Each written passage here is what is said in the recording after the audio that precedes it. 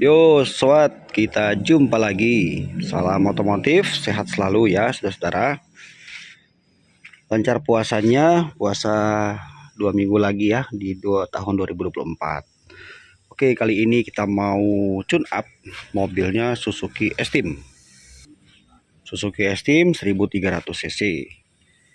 Oke, jadi buat teman-teman nih yang kepengen tune up mobilnya sendiri, saya akan jelaskan beberapa hal ya.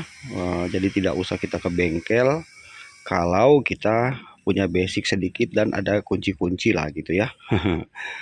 Oke, jadi proses tune up itu pertama-tama kita lihat dulu kondisi mesin mobil kita seperti apa. Saya mulai dari sini aja ya teman-teman. Pertama, kalau kita buka kap mesin ya, lihat di sini pinggiran tutup atas nih. Kan ini tutup, kalau kita buka kan ketemunya bawahnya klep kan, di sini ada klep. Nah, kalau di sini mulai rembes oli ini pinggirnya, itu ada dua kemungkinan ya. Kan di sini ada packing kan, kalau kita buka ada packing. Kemungkinan yang pertama bisa disebabkan karena memang packing dia kan packingnya kertas ya, kalau Esteem dia kayak kertas gitu, agak tebal kayak TBA. Itu kemungkinan packingnya sudah pecah atau rusak ya. Jadi dia bocor karena itu faktor pertama. Jadi kita untuk mengatasinya perlu ganti packing yang baru. Ya bisa dikasih lem sedikit saja, jangan banyak-banyak. Faktor yang kedua bisa juga kalau di sini belepotan oli banyak, sama ditutup ini juga ada belepotan oli banyak ya di sini. Itu bisa berkemungkinan kerusakannya dari sini. Nah, PCV-nya bermasalah. Nih, ya alat kecil ini nih bisa menimbulkan masalah.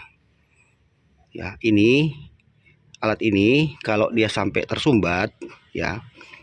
Jadi saluran gas buang pada pembakaran itu kan tidak semua terbuang lewat klep. Dia pasti lolos masuk ke blok mesin kan. Jadi ini kalau misalnya bermasalah tersumbat gitu ya, maka dia tidak ada ventilasi udara untuk dikembalikan lagi masuk ke intake. Ya, jadi ini dicek aja. Jadi teman-teman ini buka aja ya, lepas dulu untuk kita memastikan, karena kalau sampai oli belepotan di sini di atas atau dari sini itu ini tersumbat itu sangat mungkin. Jadi caranya adalah teman-teman tiup dari arah sini nih ya, dari arah manifoldnya ya, tiup ke sini.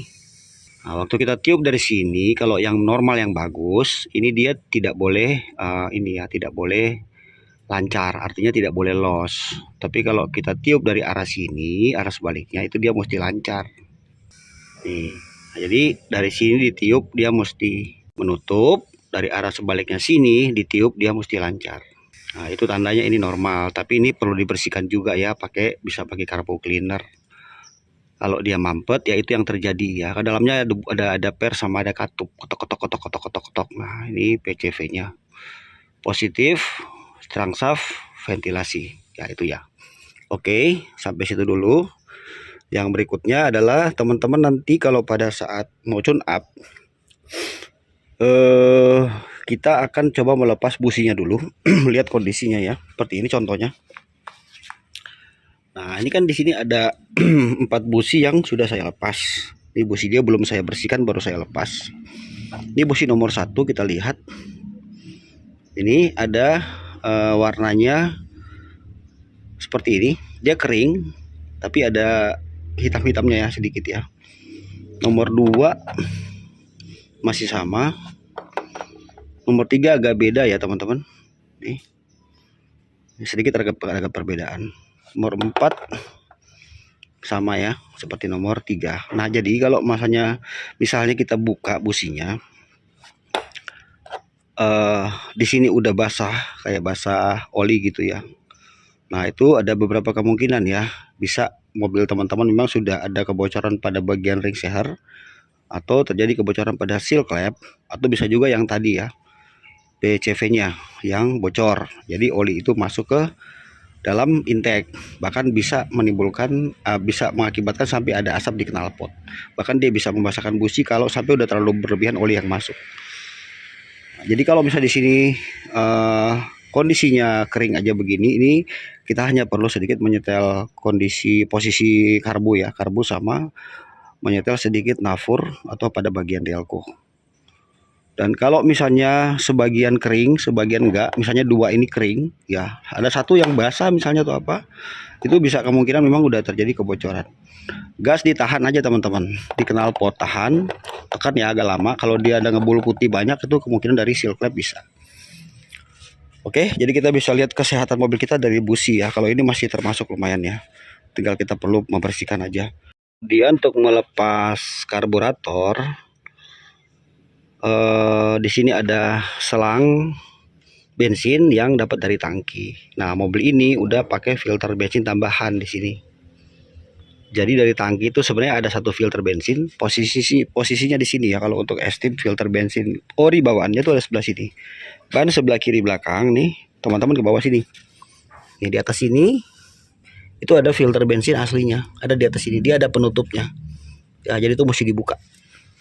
Mau di double gini nggak apa-apa teman-teman, pakai dua filter bensin nggak apa-apa, lebih bagus ya. Karena ini udah pakai udah cukup lama ya, hampir 3 tahun, malah bensin ke sini masuk lebih bagus. Oke, baru setelah itu kita lepas nanti kabel gas. Ini pakai kunci 12 ya. Ini kalau membuka karbunya ya. Sama yang paling penting adalah perhatikan selang vakum ya, ada selang vakum ini copot, perhatikan sebelum dibuka ya, supaya nanti nggak salah. Nah, jadi teliti dulu, lihat, nanti baru kita bisa melepas. Satu di sini ada switch langsam ya, jangan ada kabelnya. Satu di bawah ini kita copot, ada soket kabelnya. Pakai kunci 12 T atau sok boleh. Nanti untuk bongkar karburatornya teman-teman bisa gunakan pakai obeng kembang. Bisa kok teman-teman buka sendiri, yang penting kita teliti ya. Nanti bawah situ ada packingnya. Sekalian cek oli, ya kan, oli mesin kita cek ya. Mobil masih dalam kondisi dingin, sebaiknya jangan baru dimatikan mesin baru dicek ya, tunggu.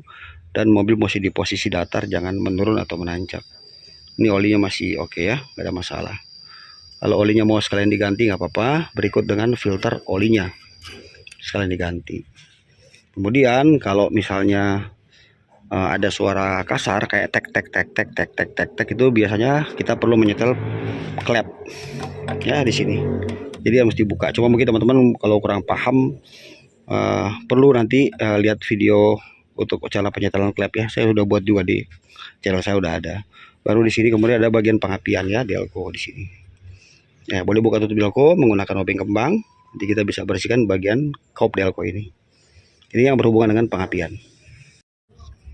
Ya, ini juga mobil sekalian kita mau adakan perbaikan pada bagian engine mounting ya, karena engine mountingnya juga jebol.